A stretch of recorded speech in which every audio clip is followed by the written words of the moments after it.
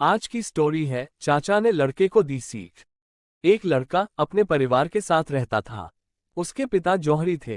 एक दिन उसके पिता बीमार पड़ गए। धीरे धीरे उनकी हालत बिगड़ती गई और अंत में उनका निधन हो गया।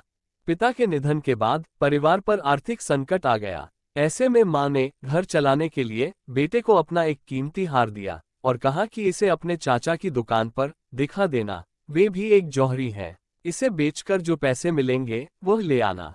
लड़के ने अपने चाचा को जब ये हार दिखाया तो चाचा ने हार को अच्छे से देखा और कहा कि अभी बाजार बहुत मंदा है, इसे थोड़ा रुक कर बेचना तो अच्छे दाम मिल जाएंगे। फिलहाल तो तुम मेरी दुकान पर नौकरी कर लो, वैसे भी मुझे एक भरोसेमंद लड़के की जरूरत है। लड़का अगले दिन से दुकान का काम सीखने लगा। वहां उसे हीरो व रत्नों की परख का काम सिखाया गया।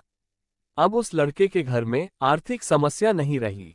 धीरे धीरे रत्नों की परख में उसका यश दूरदराज के शहरों तक फैलने लगा। दूर दूर से लोग उसके पास अपने गहनों की परख करवाने आने लगे। एक बार उसके चाचा ने उसे बुलाया और कहा कि जो हार तुम बेचना चाहते थे उसे अब ले आओ।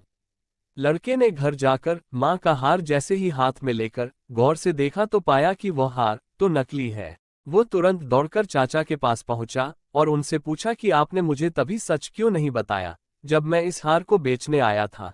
इस पर चाचा ने कहा कि अगर मैं तुम्हें उस समय सच बताता तो तुम्हें लगता कि संकट की घड़ी में चाचा भी तुम्हारे कीमती हार को नकली बता रहे हैं और तुम्हें मुझ पर यकीन नहीं होता। लेकिन आज जब तुम्हें खुद ही गहनों को परखने का ज्ञान हो गया है तो अब तुम खुद असली नकली की पहचान कर सकते हो।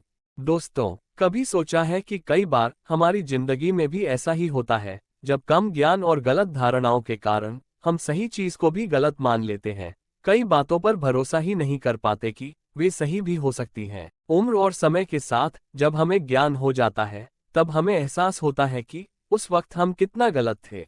धन्यवाद।